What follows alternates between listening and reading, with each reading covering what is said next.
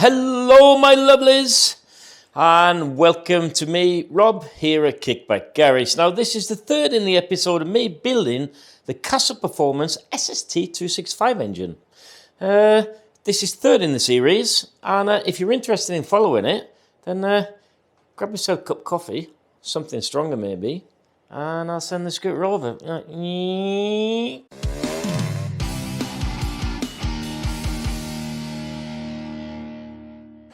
Well, as you can maybe see, it looks like a bomber's here at the moment. I've made a start on fitting the bearings into the casings here. Like the last video, we talked about the casaperformance octopus lay shaft and rear hub.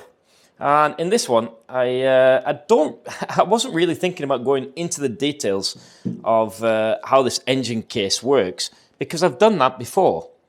So if you fancy having a gauge at the video I made a couple of years ago about the Casa case, then I'll stick a link, I think, up there somewhere. There you go. Right, what I wanted to do was just tell you that up to now I've used no special tools to fit the bearings in here.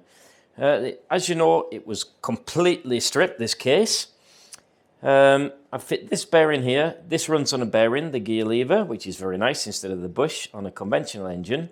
I've fit this bit, which is the part that holds your rear shock in place. I have fit the rear hub bearing, and in here I have also fit the track or race for the bearing. the damn telephone of mine. That track or bearing for the gear cluster. Now, what I wanted to show you was the fact that this engine case is actually possible to get together. Let's get it together right now. Huh? Impressive, isn't it? No, don't please balance. Please balance, you bugger. I don't want to scratch the anodizing on this. I just want it to stay like this because what I'm attempting to do now, please stay. Yep, it's staying. Nice one. What I wanted to show you was, I'm just going to give you a quick example how easy it is to fit the bearings in these. These are machined super duper precise. So in the case of the rear hub and the bearing here, the flywheel side bearing, then I just heated the case and simply dropped it in. No fancy drifts, no fancy tools, just pop it in there by hand. Huh? Lovely jubbly. So I'm going to do that on the last bearing here for the crankshaft.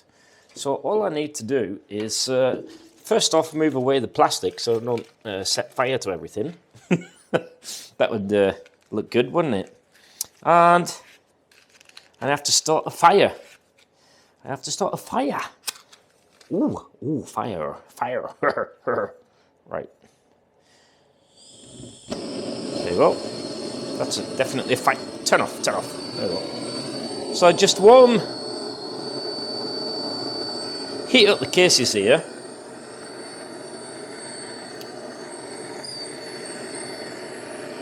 When you first start applying heat on these, there comes some moisture out of the cases. Not sure what that's from, if it's from the casting or something like that, but it looks like there's like sort of an oil that comes out of the case there. I'll see if I can zoom in so you can have a little bit of a look at that.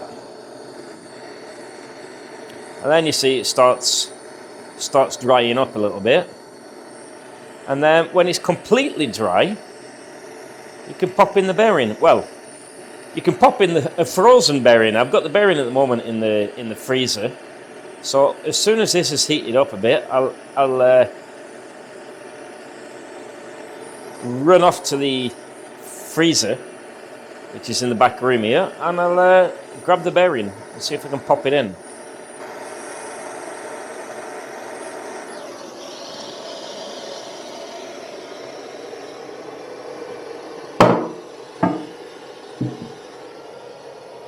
And yes, it's hot stuff.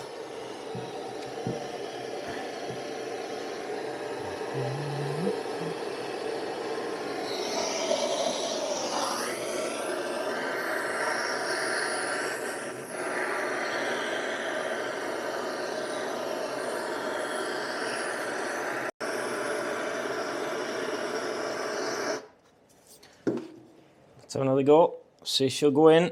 Come on, baby.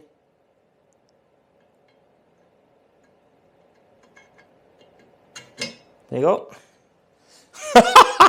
No tools, nothing. Brilliant. So what I'm going to do, I'm going to fit the crankshaft. I'll turn the camera off.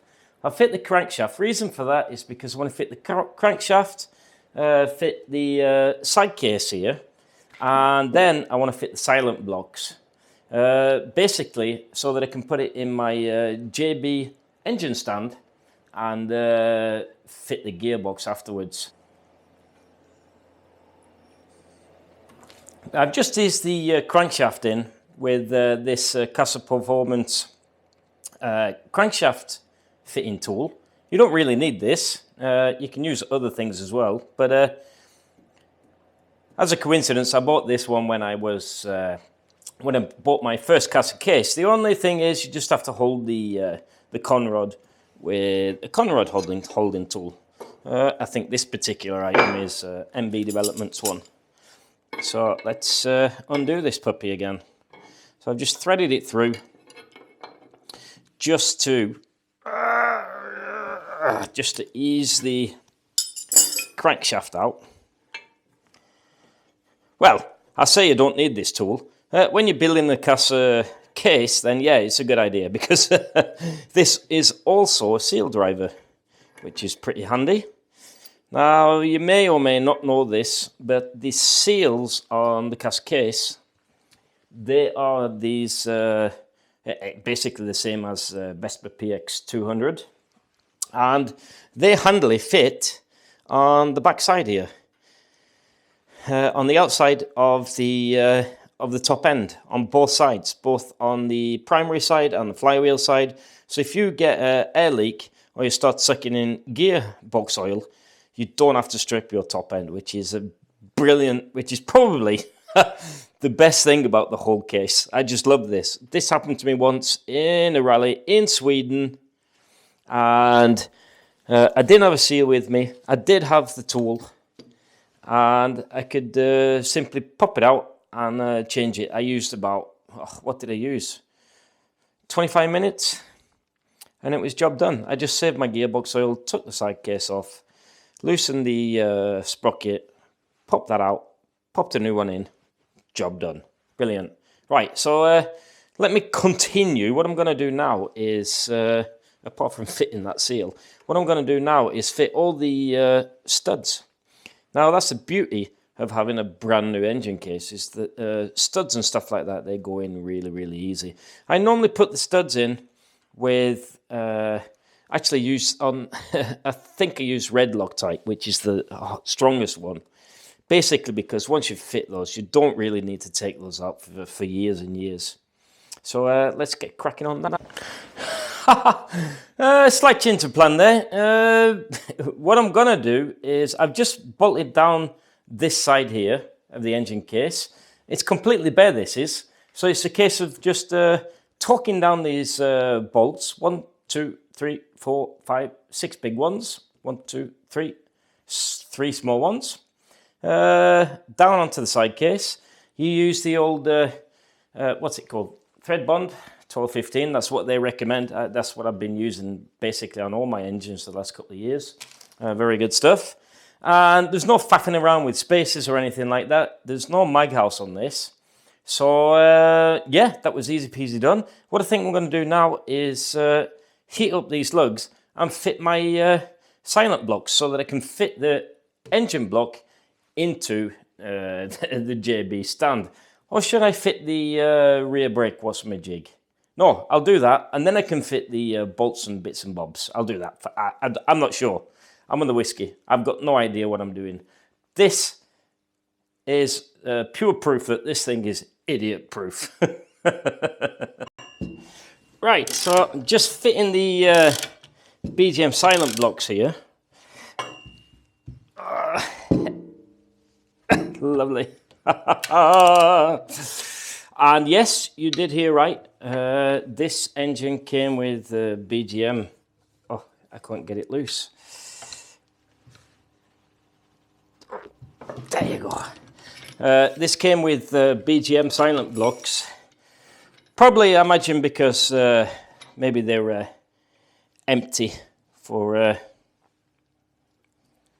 Shit, I think I have to put it in a little bit more, actually.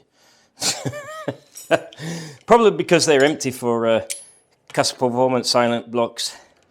Definitely no heartache. They went in just like butter. They went in like butter, man.